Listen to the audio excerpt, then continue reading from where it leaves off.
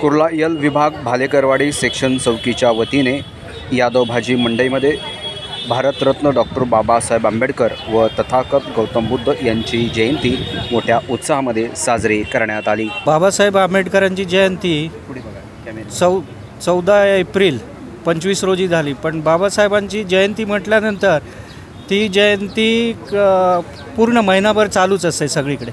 तर आज आमच्या भालेकरवाडी सेक्शन चौकीने आज 6 मे रोजी उत्सव कमिटीने आयोजित केलेली आहे। उत्सव कमिटी पण नवीनच आहे, परंतु अतिशय सुंदर आज प्रथमच इथे हे संयुक्त जयंती होते गौतम बुद्ध आणि बाबासाहेब आंबेडकरांची। तर वातावरण आहे कसं या ठिकाणी पाहायला वातावरण नेहमी म्हणजे जसं वाढदिवस बाबासाहेबांचा साजरा होतो संपूर्ण जगामध्ये, त्याप्रमाणेच भालेकरवाडीने आज संपूर्ण मीटिंगने यानी कमिटीने ते केलेलं आयोजन आणि आयोजन अतिशय सुंदर प्रकारे केलेलं आहे। कमी जागेमध्ये असूनसुद्धा सुंदर प्रकारे आजची जयंती साजरी करताना आम्ही तरुण वर्गाने खूप उत्साह होतो आणि आमचे जे अधिकारी वर्ग होते आम्हाला खूप मोलाचं सहकार्य दिलं आणि ही जयंती चांगल्या पद्धतीने पार पाडल्याबद्दल मी सर्वांचा आभार मानतो। आणि याही पुढे आम्ही तरुण वर्ग याच्या पुढे अजूनही मोठ्या पद्धतीने जयंती साजरी करण्याचा प्रयत्न करू। एवढं बोलतो इथं थांबतो। जय भीम। मी पर्यवेक्षक जाधव आज या ठिकाणी मुंबई महानगरपालिका एल विभाग गणकच व्यवस्थापन खाते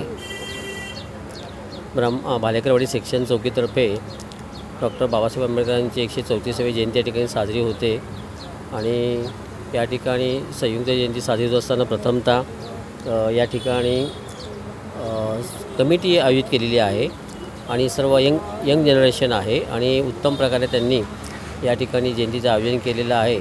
जयंतीचं आयोजन करत असताना सर्वांनी जयंती साजरी करणं म्हणजे त्यांच्या विचारांचं अनुकरण करणं, विचार जर त्यांचे आपण अंमलात आणले तर पुढील भविष्यासाठी आपल्याला ते फार उपयुक्त ठरणार आहेत। तसा बुद्धांचा धम्म जो बाबासाहेबांनी दिला त्याचंही आपण आचरण केलं पाहिजे, कारण हा धम्म विज्ञानावरती अवलंबून आहे आणि त्याचं जर आपण अवलोकन केलं आणि ज्या 22 प्रतिज्ञा बाबासाहेबांनी दिलेल्या आहेत तर त्याच्या काही जरी प्रतिज्ञा आपण जर अंमलात आणल्या, आपल्या जीवनामध्ये आचरणात आणल्या तर नक्कीच आपलं समाज परिवर्तन, आपलं जीवनामध्ये परिवर्तन घडू शकतं। आणि 134वी जयंती आज जवळजवळ 152 देशामध्ये बाबासाहेबांनी साजरी होते। दुर्भाग्याची गोष्ट की ज्या देशामध्ये बाबासाहेब जन्मले, ज्या देशामध्ये बाबासाहेबांनी घटना लिहिली आणि हा संपूर्ण ही क्रांती केलेली आहे, परंतु या भारतामध्ये अजूनही माझ्या मते जातीयता ही संपलेली नाही आहे। परदेशातील लोकांना कळलं बाबासाहेब काय आहेत, म्हणून सिम्बॉल ऑफ नॉलेज, ज्ञानाचं प्रतीक आणि अवकाशात चमकणारा तारा अशी पदवी बाबासाहेबांना परदेशातून दिली जाते।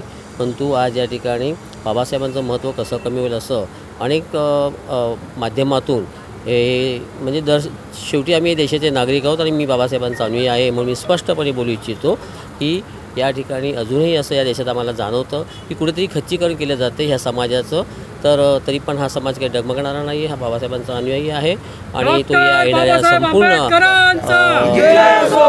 क्रांतीला विचाराला सामोरं जाणार आहे। आणि मी या सर्वांच्या वतीनं पुन्हा एकदा सर्व भारतीयांना आणि माझ्या सर्व कर्मचाऱ्यांना जयंतीच्या हार्दिक शुभेच्छा देतो। या ठिकाणी थांबतो। जय हिंद, जय बुद्ध, जय भारत। यासारख्या अन्य बातम्या बघण्यासाठी तुम्ही आमच्या चॅनलला लाईक करा, शेअर करा, सबस्क्राईब करा। धन्यवाद।